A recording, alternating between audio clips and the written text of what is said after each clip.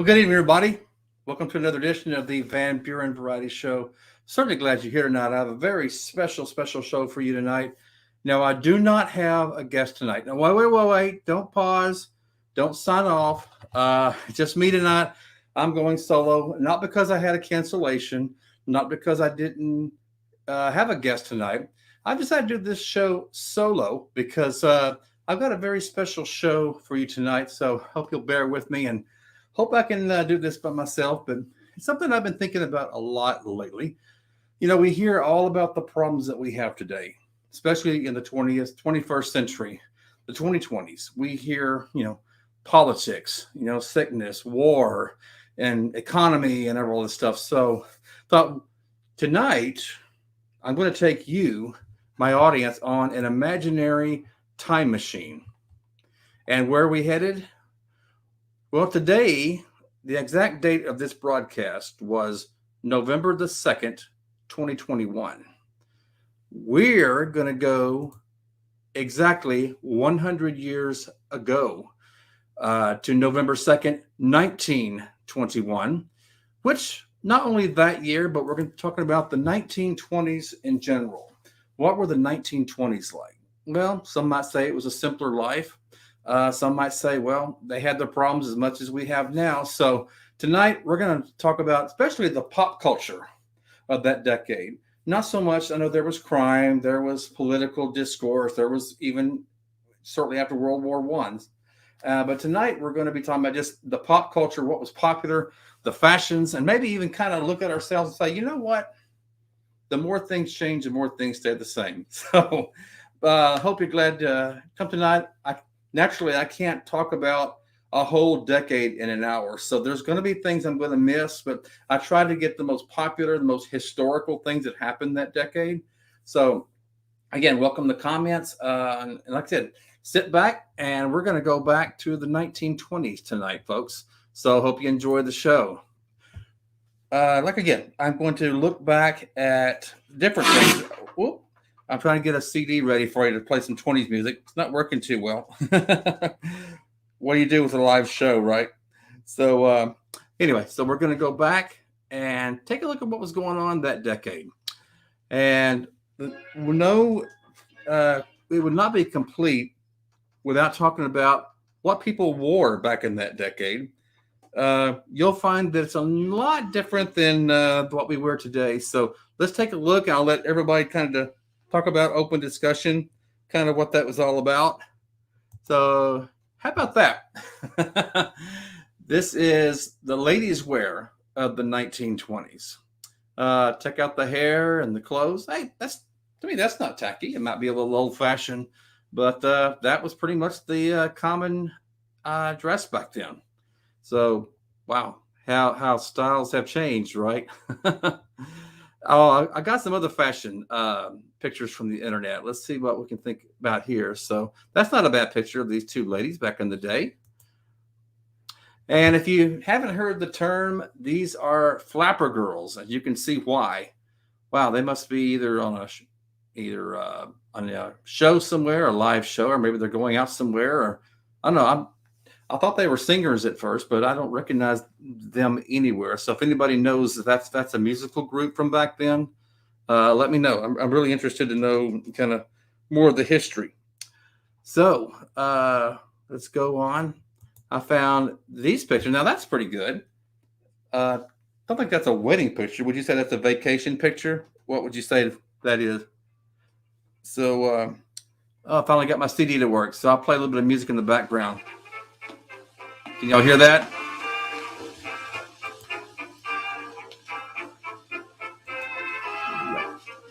Not sure what the name of that song is, but I know it's vintage 20s. So, so that was some fashion statements from back then. And for the men, these are the men's clothes. You know what? I have to say, we haven't changed a whole lot in 100 years. I mean, men still wear suits and ties like they did back then, but I don't see a lot of men wearing vests. Maybe I'm wrong about that, but check out the pants, though. I work in an office, and I haven't really seen a lot of guys wear those kind of pants. They roll up there with their Socks showing. So, and I got one more here too. This is a child's photo. This is a little boy that he was wearing back in the day. And I also have a picture of a little girl. So yeah, as you can see, some like the people dressed a little more conservatively back then. Did you think so? So, but let's talk about, here's what I'm really want to look forward to tonight, folks. What was popular back then? You know, they had movies and music like we got today. So I have done an extensive research before I did this show, ladies and gentlemen. What was popular? Who were the actors back then? What were people seeing back then? So let me just bring up a few that probably some of you will recognize if you've done your movie homework. Back in the 1920s, one of the most popular comedians, probably the most recognizable by far, was this man, Charlie Chaplin. He has such great hits at movies as The Kid, which was actually a top hit in 1921. One of the biggest and most recognizable and most talented silent performers of that era. And if you weren't really much into comedy, you were more into Westerns back in the day, then you probably knew who this guy was. Let me tell you a little bit of history about this guy. Very interesting what I found out. This is Western star Tom Mix, who was a very, very popular cowboy star back in the day. Unfortunately, a lot of his movies from back then were not saved. They didn't have the terms or the means to save films like they do today. And so a lot of his films have been lost. But an interesting tidbit about Tom Mix. He was a pallbearer in 1929 for Wyatt Earp. Yes, the real Wyatt Earp. Wyatt Earp died in 1929, and many of the Western stars of that day were his pallbearers, counting Tom Mix here. What an honor! What to be a pallbearer at such a notorious law enforcement officer that's known around the world, actually. So, Tom Mix, I would actually convince you to go to YouTube, look up Tom Mix's movies, and for a silent Western star, he was very, very quite good. So that was one, and actually that was one of my grandmother's favorite Western stars back in the day. Well, let's kind of talk a little bit more. We'll go back into the movies here in a minute, but I will talk about politics. Now, don't sign off. And I promised a long time ago that this show would be politic free, but I'm not going to be discussing or debating politics. I'm only talking about who the politicians were back in the day. Okay, so it's just informational. It's not pro or con for any one of these presidents. In the 1920s, throughout the decade, there were 4 presidents. There was one who came in the 1920s as president. There was one who was elected just before the 1920s ended. So let's take a look at these gentlemen right here.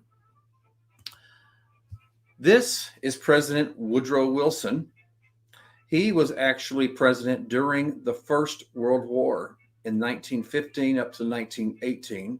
He was reelected. So when the decade of 1920 came about, he was already president. After President Wilson came this man. This is President Harding.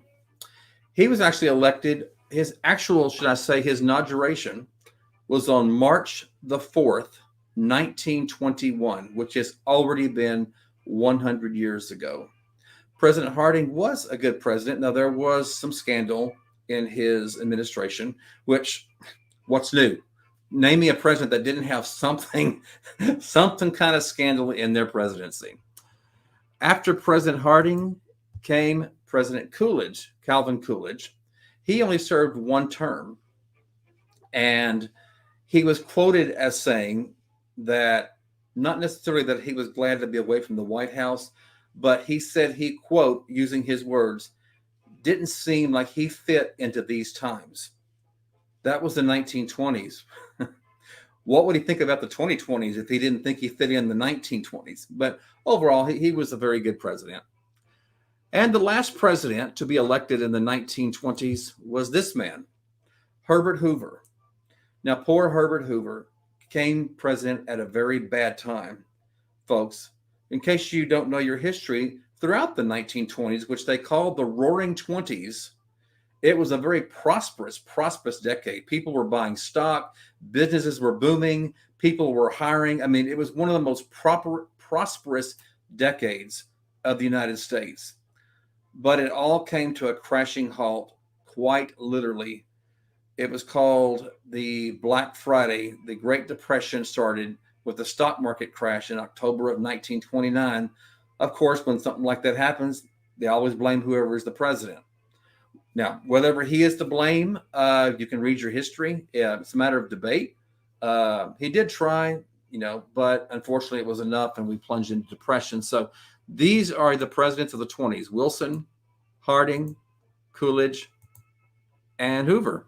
So that's as far as we're going to go with politics on this show. Okay. So again, I'm loving this show because, with all the problems that we have today, all the depressing news we got, I just thought, what was it like 100 years ago? But I picked the most interesting, the most entertaining, not so much the crime. So hopefully you can appreciate that. One thing we need to talk about, though, is the prices back then. Oh, boy. To have the prices from the 1920s here in the 2020s, oh, boy, what do you do? So let's take a look at some of these prices that they had back then. I don't know if y'all can read that. That's the best I could blow it up. But take a look at that top one. This is the 1921 cost of living 100 years ago. A new house, let me repeat, a new house, $7,019. How would you like to buy a new house for $7,019? Wow. I mean, that's not even to pay these days, not enough to pay about 3 or 4 months rent.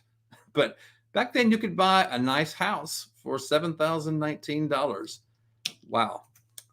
But if you look at the bottom, the line below that tells you why. The average income is $2,134 a year. In 1 year, you will make $2,134. So, yeah, new house is not as cheap today, but your income should be a little bit higher than it was back then per year. I'll just go through the list. It's just pretty amazing. New car with $420. I'll talk about the rent.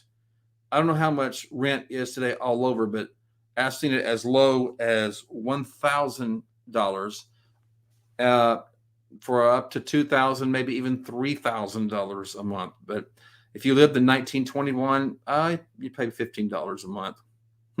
Tuition to Harvard, $200 a year. A movie ticket. How about that? A movie ticket, 15 cents. Oh, here's the one that really gets you. Gasoline, 11 cents a gallon. Let me repeat that again. Yes, gasoline 100 years ago was 11 cents a gallon. Boy, how things have changed in 100 years. Because nowadays, isn't it about $3.11 each? First class postage stamps, 2 cents each. And you can see, I won't go through the whole thing, but you can read for yourself. Sugar, vitamin D milk, ground coffee, bacon, eggs is 11 cents a dozen. The fresh ground hamburger, oh, man. Oh, well, those prices are long gone now. So hope they enjoyed it back then while they had it. So let's take some other things. And we talked briefly about the movie stars, though we haven't talked about the movies themselves. Again, this is not a show just about 1921. We will be talking about the 20s, but because this show was recorded on November 2nd, 1921, we're going to pretend it's November 2nd, 1921. So what was happening in 1921, 100 years ago? What were people going to see specifically? The number one movie in the country 100 years ago was this.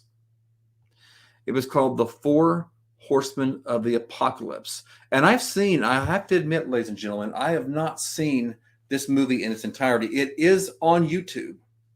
And from what I have seen, it looks very interesting. So I'm definitely going to check that out. It also starred one of the most well-known actors of that decade, Rudolph Valentino, which we'll discuss in a minute. So all the movies that I'm going to show you are still available. There are some movies, unfortunately, that are lost forever. Because again, back in the day, they didn't have the preservation techniques that we have today, nor the technology. So unfortunately, some of these movies that I'm going to show you are lost forever, unfortunately. But this movie is still available, and it was the #1 movie of 1921. Now, I don't think I have to remind you that all these movies I'm going to show you are silent. There were no such thing as sound movies at the time. Everything had subtitles, but just because the movie is silent, it's black and white, and it's got subtitles, doesn't mean it's bad. So this one I can't wait to watch. Again, I've just seen the previews of it, but it looks very good. This one should come as no surprise. The #2 movie of 1921 was, of course, a Charlie Chaplin movie called The Kid. Now, I have not seen this, but since I've done my research tonight, ladies and gentlemen, I'm going to be watching some of these movies because I like the new movies. I'm not taking anything away, but I'd like to just see kind of where we came from. Charlie Chaplin, a comedian by all means, but this looks like it might be more of a serious film. Not sure much about it, but I'll be definitely checking that out. The #3 movie that decade was obviously no title, but I think you can read it what it is. Yep, The Three Musketeers.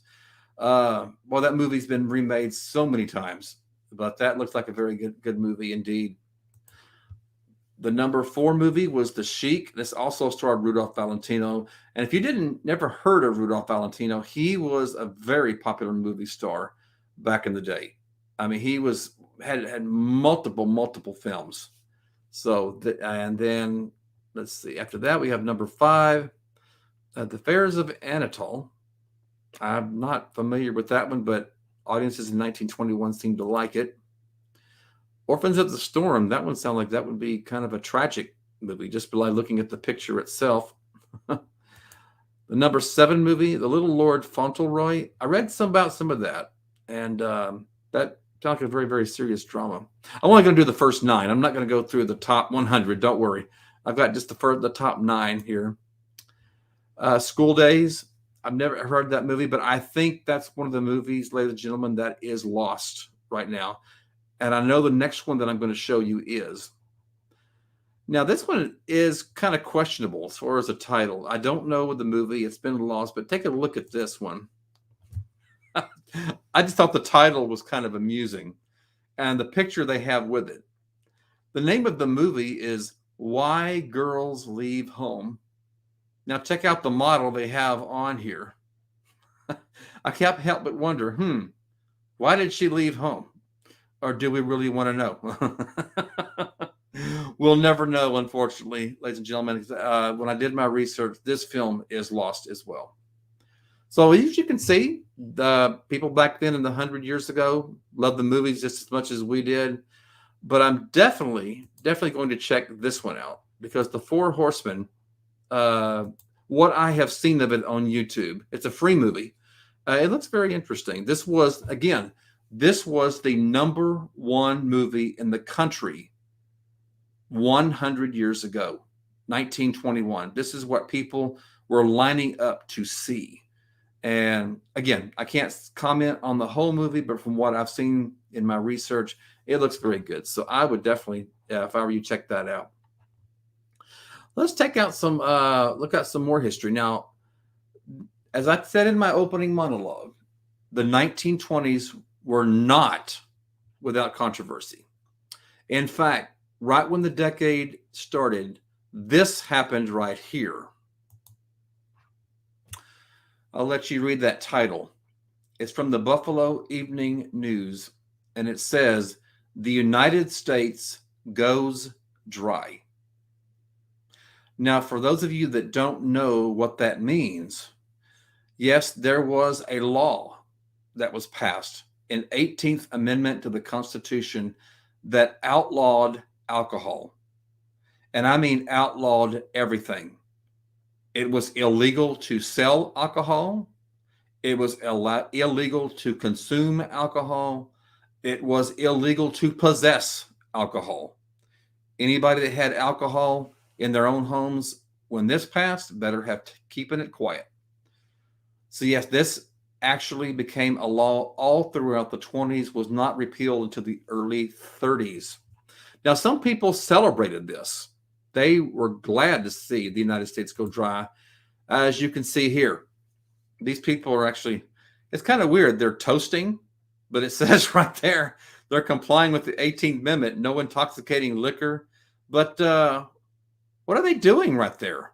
That's not Coke and Dr. Pepper they're drinking. So, or maybe they're just having fun with it. Maybe they're just trying to, kind of poke in the eye a little bit. But I thought that was kind of funny that they're saying no intoxicating liquor, yet they're drinking. So, but now that caused a lot of problems. Organized crime happened. I'm sure you've heard of Al Capone. And here's one of the most disheartening scenes, especially if you are an alcohol drinker. That is exactly what you're seeing right there. They are dumping alcohol into a manhole, into the sewer, by the watchful eyes of the policemen and the politicians at the time. So that was a common scene from what I've read in the history books. They poured liquor out left and right, and hence the underground that happened pretty soon afterwards. A lot of shootings that we see today, a lot of illegal stills going on. I mean, it was that was one of the biggest crime waves of 1920s, I would say. But again, that was repealed in the 1930s. But yeah, so that was the 1920s was a dry period in the United States. So if you wanted alcohol, you were pretty much out of luck. But interesting nonetheless. It's good history. Speaking of history, I've got some more things to show you as far as the history of 1921. You can't read all of that, and a lot of it's kind of repetitive, but I'll just kind of read the highlights. January, get this, bread prices returned to 5 cents a loaf since the first time since the war. Imagine getting bread for 5 cents. Wow. Unbelievable, right? In March of that year, Hot Springs National Park created in Arkansas. Do you know, ladies and gentlemen, I have not been to Hot Springs, Arkansas. I've heard so many people talk about it, but I'd love to go. And I've heard it's very much worth the trip. So I have to check that out. In August of that year, the first radio-controlled driverless auto successfully tested. Okay, I guess I didn't read that good enough. I have to read that. The first driverless 100 years ago, 1921. That's pretty interesting. October, the first World Series radio broadcast occurs. The Yankees beat the Giants 3-0. And 100 years ago, this month, The Sheik, which we talked about earlier, starring Rudolph Valentino, is released. And kind of some sad news. In December of that year, the last San Francisco fire horses are retired. So after that, they didn't need the horses anymore for the fighting the fire. So, well, what they call progress, In the world news, you can see some of the things that were there that happened. One thing I thought was interesting in this is Albert Einstein wins the Nobel Prize for Physics. Wow. He was a smart guy even then. There was some bad news that year, as you can see. Benito Mussolini became the leader. Hitler became president. And history shows what happened 10 to 15 years later after that happened. And the Chinese Communist Party is formed. So then Europe is hit by the hunger and unemployment. So, man, looks like the United States was the only one that came unscathed in that year. And then Southern Ireland becomes a free state. I'm looking for the one. I don't see the one yet I see it now. But national news. Police in Sunbury, Pennsylvania call a halt to rising skirts. Oh, I bet the ladies were not happy about that. In fact, we're going to be talking about fashion later and again. Requires skirts to be at least 4 inches below the knee. I can't help but wonder how the ladies that lived back then felt about that. How would they know? I mean, how would they know it was 4 inches? I mean, surely they didn't have a tape measure of the police back then and say, hey, ma'am, can I measure your dress? I can't imagine that. Hopefully that didn't happen.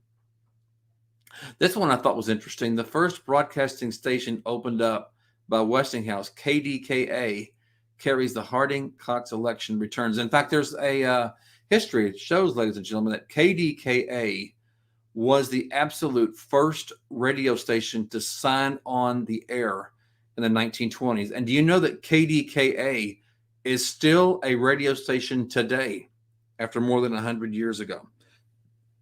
I believe, I don't know when I want to say this wrong, but I think they are now a CBS affiliate. But after 100 years, they are still on the air. They made history. The first Miss America pageant held in Atlantic City in New Jersey.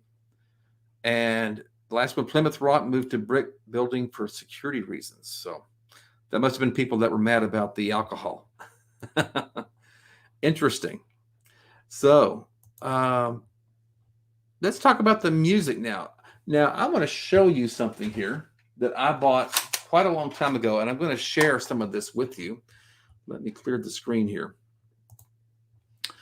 About a year or two ago, I bought this CD set. Can you see that okay? It is a 3 CD set, and it's called Decade Hits of the 20s. And no, that's not the 2020s. This is the 1920s. And I bought it without not knowing a lot of the songs that were on here. But let me display some of the songs that were on this CD. Now, I'll keep this up here, but I have to admit, I don't recognize, or at the time, did not recognize a lot of these songs. So, but now there's a few of them that I have absolutely liked. There's the Charleston, which I've played that over and over and over again. Bye Bye Blackbird, I know that one. If You Knew Susie. And there's a couple of songs that I didn't know about, but I've since started liking them. There's one called Deed I Do by Ruth Etting. There's also one here, You're the Cream in My Coffee. So, but I like all the songs. There's not really a song on this list. So if you want some 1920s vibe or vintage, go out on YouTube or go out to some of these music channels and look up some of these songs. They're great. They're quite good. I mean, just because they're 100 years old doesn't mean they're bad. So I have played a lot of these songs, and Ain't Misbehavin' is on here. And then It Had to Be You. Now, It Had to Be You has been done by several artists over the years. Here it's by the Broadway broadcasters, but it looks really good.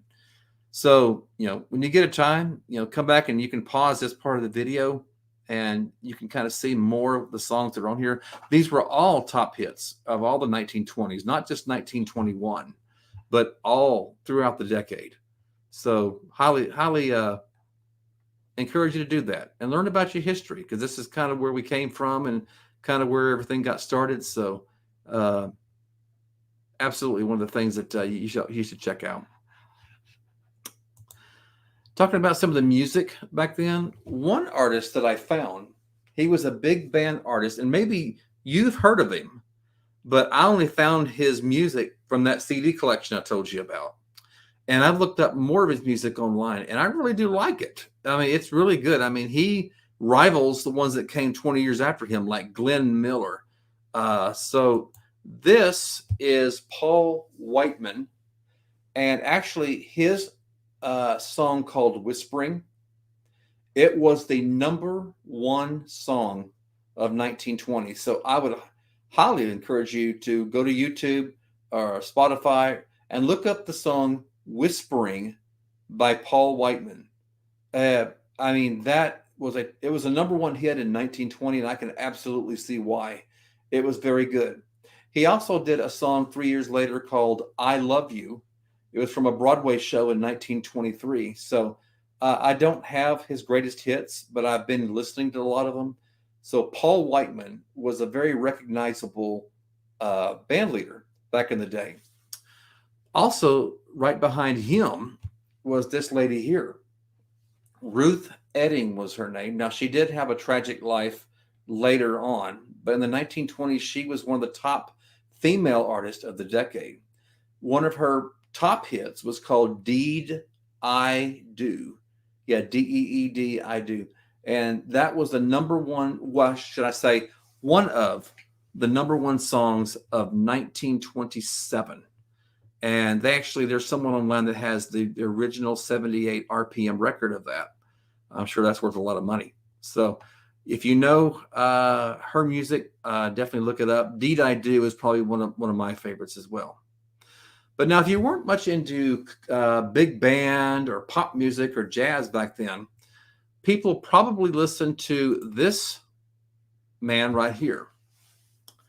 This, ladies and gentlemen, was one of the top country western stars of the 20s. This is Jimmie Rodgers, and his music has been absolutely timeless. In fact, the number one song of 1928. He hit the charts. He beat out every big band, every jazz artist that was out there. His number one song, and some of you might recognize it by the title, in 1928 was T for Texas. T for Texas, capital T for Texas. That was the number one song of 1928, and you can see why. It's one of the most timeless classics. It's been covered by other artists, but he had the original, and he snagged the number one song of 1928. Other songs that he had during the 1920s was The Old Pal, Blue Yodel, and the ever heartbreaking song, I'm Sorry We Met. Hey, if we could play that today for a divorce hearing, couldn't we? But anyway, Me and My Pal. I think I said that. But, or The Old Pal. I'm sorry, not Me and My Pal, The Old Pal. But one of the most popular country artists back in the 1920s was this man for sure, Jimmie Rodgers. And let's see, I got some more history here. Let's just pull up something at random. I have, this is what I was looking for earlier, ladies and gentlemen. This gives me another list of songs specifically to 1921, which was exactly 100 years ago today. So let's see what this says. 1921, Ain't We Got Fun? I think I've heard that by other artists. Kitten on the Keys, I've heard. Margie by Eddie Cantor. I don't think I'm familiar with that one. The Baltimore Buzz, Bandana Days, Victory, Rag, Ohio, Oh My, nope. Home Again, My Mammy, Tim Buckshon. I have to say, ladies and gentlemen, I'm not familiar with all those songs. Definitely want to check them out. In the movies, we've kind of covered a little bit of this, but they kind of told some other movies that were not in my top 10. Definitely have to check these out. Behind Mask, Dream Street, The Kid. We talked about The Kid. That's the one with Charlie Chaplin. Rip Van Winkle, 7 Years Bad Luck. Oh, someone must have broke a mirror on that one. The Sea Lion. Well, I'm not familiar with those films, but definitely the people back then really liked them. So, and let's see what we have here. Oh, we've looked at that, the cost of living. Oh, we didn't take a look at the sports news. World Series champions 100 years ago were the New York Giants. U.S. Open golf winner was Jim Barnes. Pro football champions, Chicago Staleys. The Indianapolis 500 winner, Tommy Milton.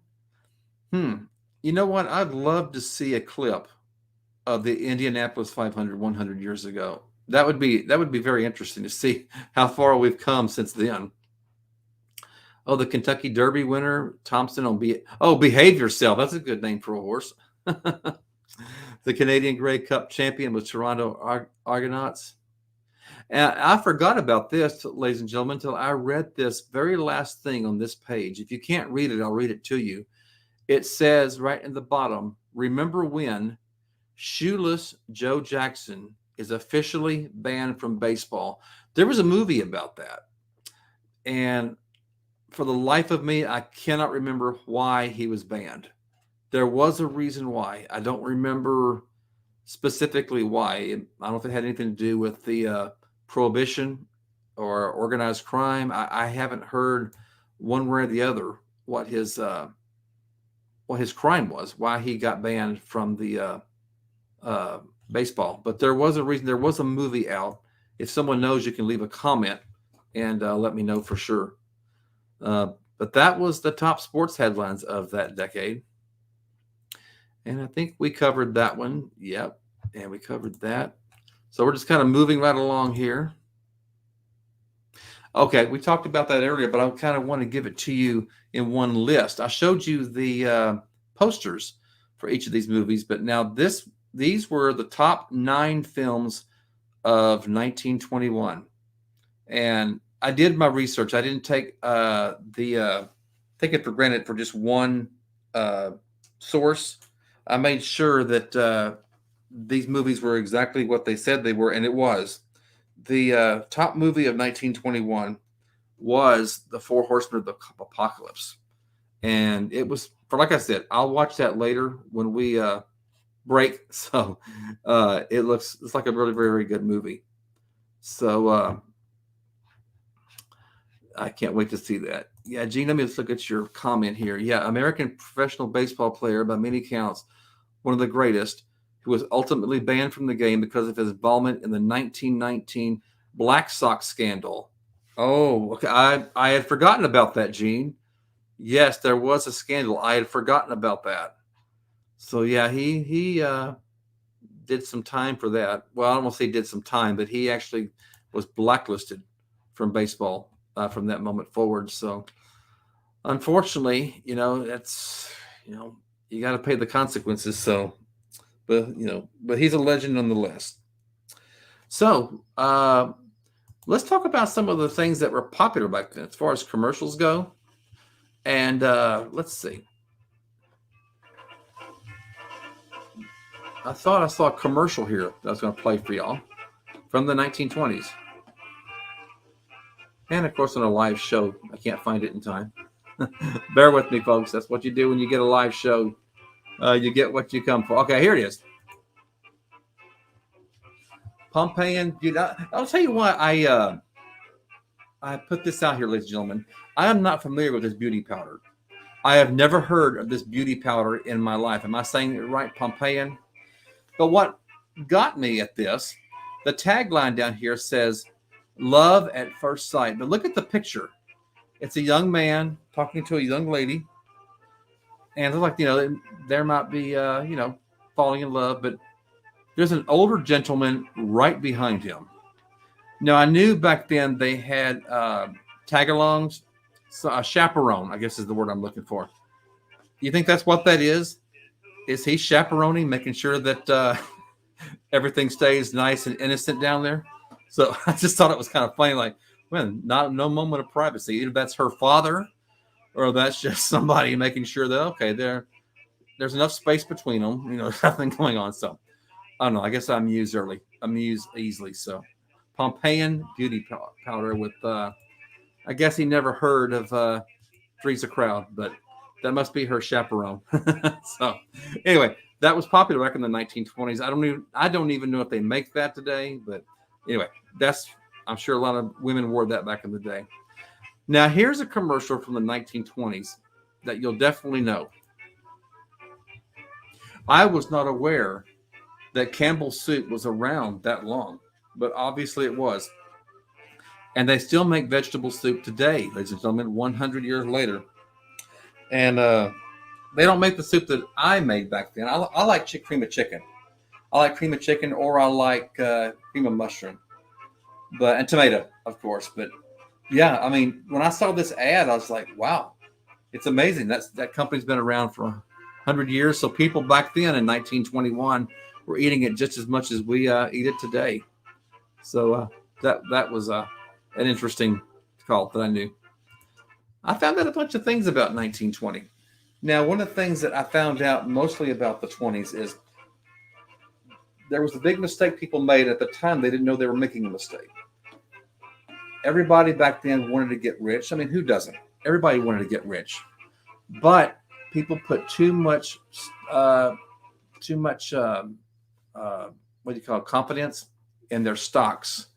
And later on, people just kept investing and pretty much all their money was on paper. I mean, there was nothing to back it up. And they call it the Roaring 20s for a reason. Everybody was happy and factories were running and employees were working. But then that bad day in October 1929, if you're not familiar with what happened, the stock market crashed. Basically, the reason it crashed, there were more stocks on the market than what could be readily sold, what people wanted. So the stocks went down. Well, people panicked. So they started selling more stocks. Well, the more stock that hit the market, the more the price went down. And unfortunately, by the end of the decade, the stocks were not even worth the paper they were printed on. Factories closed, people became unemployed. It just, everything came to a standstill. If you're from Oklahoma and Texas, you're familiar with the term Dust Bowl. And it means just that. I mean, there were no farms were being repossessed by banks. Nobody was growing. And they literally, Dust Bowl. There was nothing there. A lot of suicides back in the day. It took 8 years for the country to get over it. So luckily back then, after all that happened, Congress passed a series of laws to protect people from that, where they wouldn't make the same mistake again. So it was a wonderful time, but unfortunately the 20s did not, it did not end on a good note. But again, we're talking about the good times of the 1920s, especially 1921. So one of the top dance crazes, and I'm sure you'll all know this one, it was the top dance craze of the 1920s. I would like to play you a part of the song, but this song is copyrighted and cannot put it on the show without it being flagged, or else it would be muted during the show. So I'll just tell you about the song, which you'll know. The Charleston.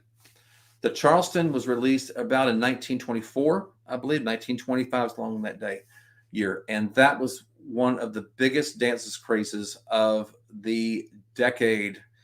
I mean, it goes up with it's up there with all the other dances that we've had since then. So there's many artists that played that song back in the 1920s. So I have not heard a bad version of that song yet. There was one that was even released 30 years later after the 20s by a band leader called Ray Anthony. That's more of a 1950s, 1940s twist on the song, but it still sounds like the original. But if you want the original, the one that everybody was dancing to and the flapper girls were on the floor, then check out a Charleston song from 1920s, preferably 1924, 1925. That was one of the biggest popular dances of that decade. So the 1920s, 100 years ago, they had their problems. Again, I'm not trying to say that, hey, it was the perfect decade. Everything was happy. They had their crime back then. Again, I mentioned Al Capone. Heard the story of Elliot Ness, all the organized crime. So there was a lot of things going on. And a lot of people were poor, even though the country overall was prosperous, that we still had our poor people that were struggling to get by, especially the farmers, the railroad workers. A lot of things were happening back then. So not to try to say that, hey, 1920s was this magical decade. We should have all been born 100 years ago. Not saying that at all, but I'm just saying that, just my opinion, don't hate. From what I've read, the 1920s was a better decade overall to live than the 2020s. I could be wrong. People will disagree with that. But I just didn't see the issues and the problems, and if I could say the hate back then that I see today. So that's why I'm kind of doing this on our imaginary time machine. We'll go back 100 years to see how things were back then and what all happened. So welcome comments. So Gene, I like the comment that you gave me just now. Depression stamps were real. My mother had them, and I took them to school for history credit. My sister still has them. Just because you had the stamp didn't mean you had the money to buy. I'd like to know more about that, Gene. I guess I have never heard of the depression stamps. Were they kind of like, I'm asking a question here. Were they kind of like coupons? In other words, you could have a coupon to buy milk, a certain coupon to buy produce, goods. I'm interested to know how the coupons work. You're telling me something I didn't know about. And so I'd like to hear more how that worked. Was it like a I could say a green stamp or a coupon or a promissory note? I mean, were they given by the government, or did you have to earn those stamps somehow? Um, Let me know. I'd love to hear more about that, because I mean, I thought I did my history. Like I said, I can't cover a whole decade in 1 hour, so I'm learning this as much as everybody. So I've enjoyed. I really enjoyed this research, ladies and gentlemen. It means a lot to me, and I'll tell you why. I do have a personal interest in that decade, in the 1920s. If you've been watching my show, my beloved maternal grandmother passed away earlier this summer, and she was born in the 1920s. And she's talked about it. She's talked about her memories when she was a child, and she's passed away. But she gave me some stories that she passed down just when she was on the farm, and things that she remembered. But so that's why I thought, you know what, I'd like to do research more about what it was like when she was a child. I will tell you a personal story that she told me. I don't really remember anything before I was 3 or 4 years old. My grandmother had an excellent memory. Now, this must have been around 1923, 1924, maybe 25. Her her grandfather died when she was just barely 2 years old. But she's always told this story. She remembers sitting in his lap as a child, and she must have been no more than a year and a half years old. And he was a farmer. He was a farmer all of his life, and to have that memory, and luckily we have that on video. We videoed her telling that story about her grandparents, and it was an awesome story. And they didn't have a lot. They grew up very, very poor themselves. Her father died at a young age as well. Her older brother quit school to go about and support the family, his mother and his two younger sisters, which was one of my grandmothers. So from what I heard, he did.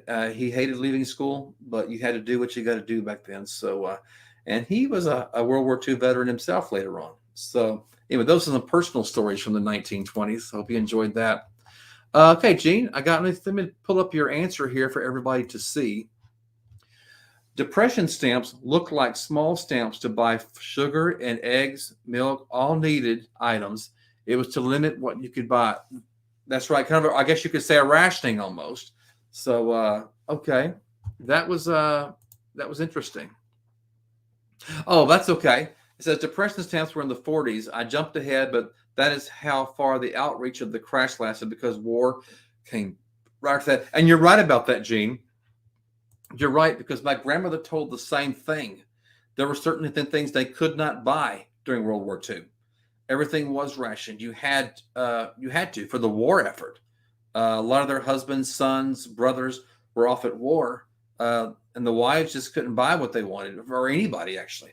Everything was rationed. But I'm sure it was like that in the 1920s, because even though the Depression did not hit until 1929,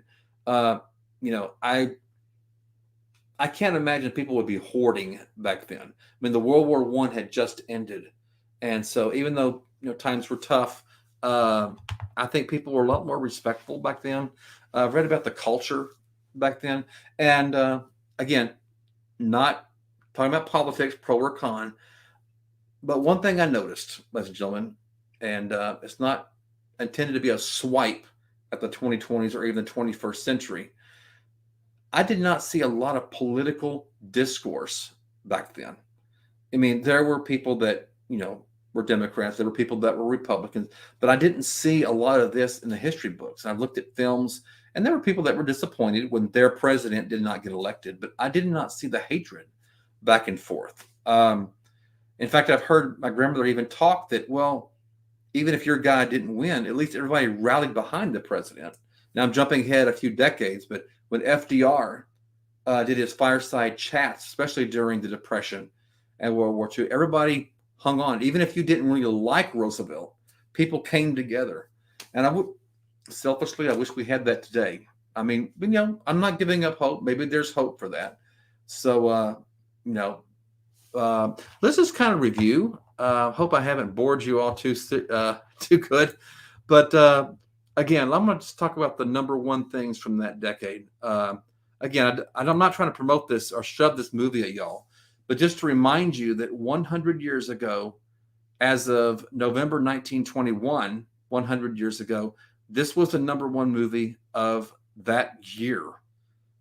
And again, I've seen parts of it on YouTube, but it looks like a very, very, very good song, a very good movie.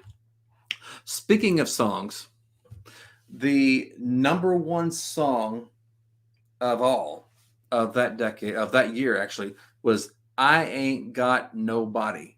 So, young lady sings that, Marion. I can't remember her last name, but that was the number one song, was I Ain't Got Nobody. And I've heard that song, and it's, I hate to say it, ladies and gentlemen, it's quite depressing.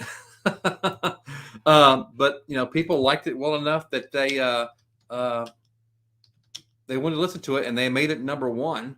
So I'm trying to get the lady's name now. Marion Harris. Marion Harris. Okay.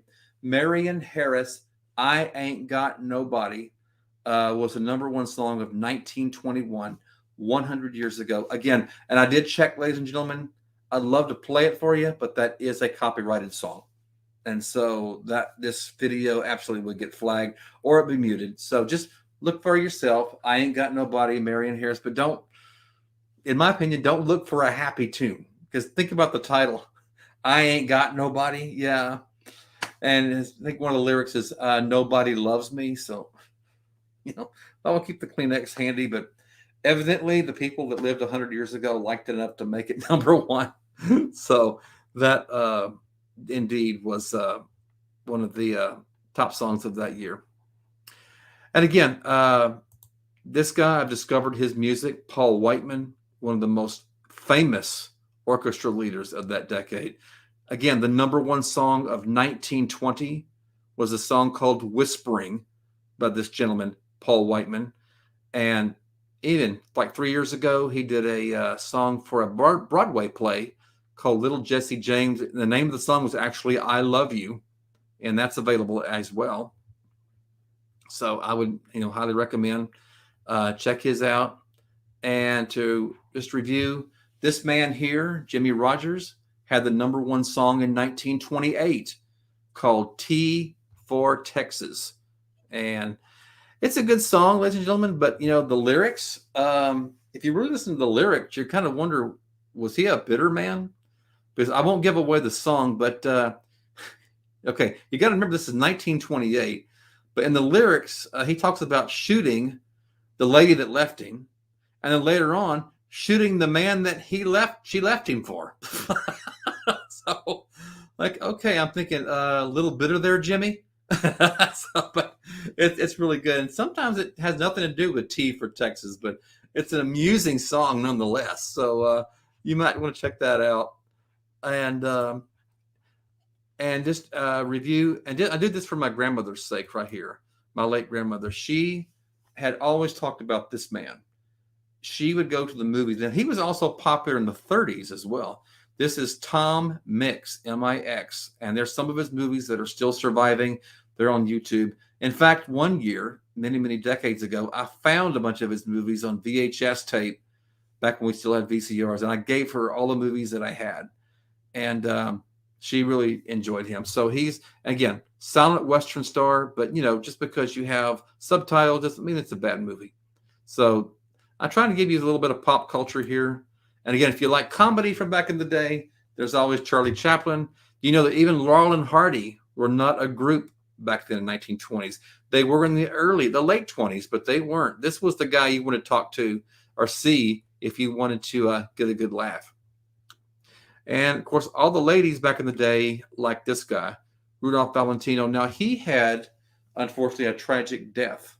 According to what I read on the internet, he died of appendicitis at 31 years old. I don't know if he just didn't realize it was not treatable or he didn't get it treated. A sad story about him, though. He was in the hospital.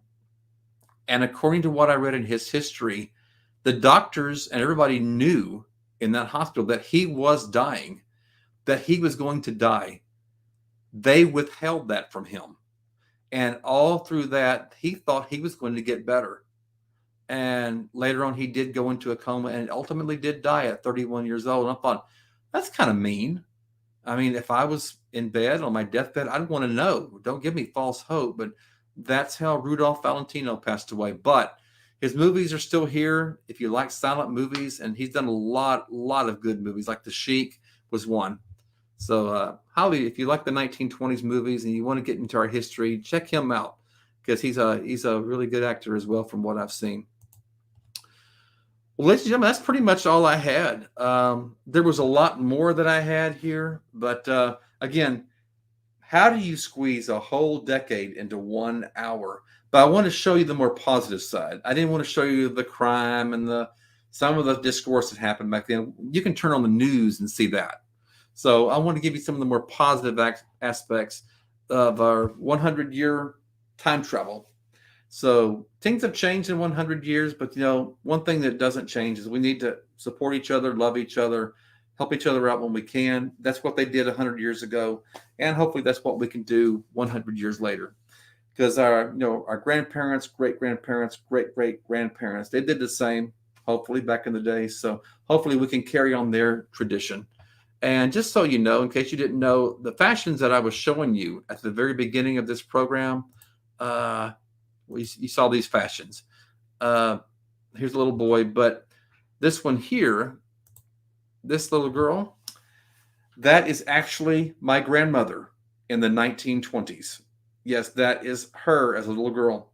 And so I had to show that too. So she's passed on, but her memory lives forever. So that's really all I had. I hope that you enjoyed my time machine travel back to the 1920s. I realize I didn't cover everything. I'll put this back on the screen. So if you want to hear some of these songs, you can go back and you can pause this and check out some of these songs. Again, one of my favorites on here is Bye Bye Blackbird and the Charleston. Oh, I love that. And I love It Had to Be You. And of course, Whispering by Paul Whiteman. So if you knew Susie, I mean, I could go through the whole list here. Running Wild. Oh, that's a really good song. And Indeed I Do. So again, the 1920s had a lot of good hits out there, and I wasn't familiar with a lot of them, but get a chance if you want to go back in time and just figure out how things were back then. Just kind of relax your mind, forget about the problems of the 2020s. Go back to the 1920s. This will definitely take you there. So, well, I hope you enjoyed the show. I hope this was a good tribute to the 1920s. And, I say this out of respect. The people that were born in the 1920s are now few and far between. So if you know somebody that was born that decade, or any older person, but especially the 1920s, give them a hug, thank them for their history, for passing on their legacy to us. Because my grandmother was born in the 1920s, and she's passed on. We have material things, pictures, videos, her stories, all about that decade, how she grew up as a child. So hold on to them while you got them.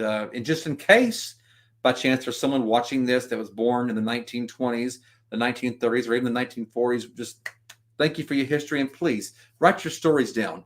Take some videos. Even if you want to speak into an audio recorder, we want to hear your stories, because generations from now will just be begging to hear what it was like to live in your decade. So keep that in mind. And if you know an older person, see if you can get their memories while you still can. I highly recommend. We did that for my grandmother. Well, ladies and gentlemen, that's all it's going to be tonight. I hope you enjoyed this magical trip back to the 1920s, 100 years ago. Doesn't seem like it's been 100 years, but look what's all happened this decade. So, ladies and gentlemen, I appreciate it that you sticking with me. I will have a guest next week, and reminder that I will be here once a week. Could be some more shows during the week, but I'll keep you posted on that. So stay tuned. I've got some entertainment, maybe. I'm working on a few people right now, and you might see some changes in the format here as well. And I don't mean we're not going away, but you might see a little bit of a format change, and I can give that to you if you keep watching. So if you haven't subscribed to the Van Buren Variety Show yet, please like and subscribe this video. Tell your friends and family about it. Would love to have you on, or love to have you watch. So this is Bob Van Buren for the Van Buren Variety Show. Thank you very much for watching, ladies and gentlemen. Have a great night, and I'll see you next week. Good night.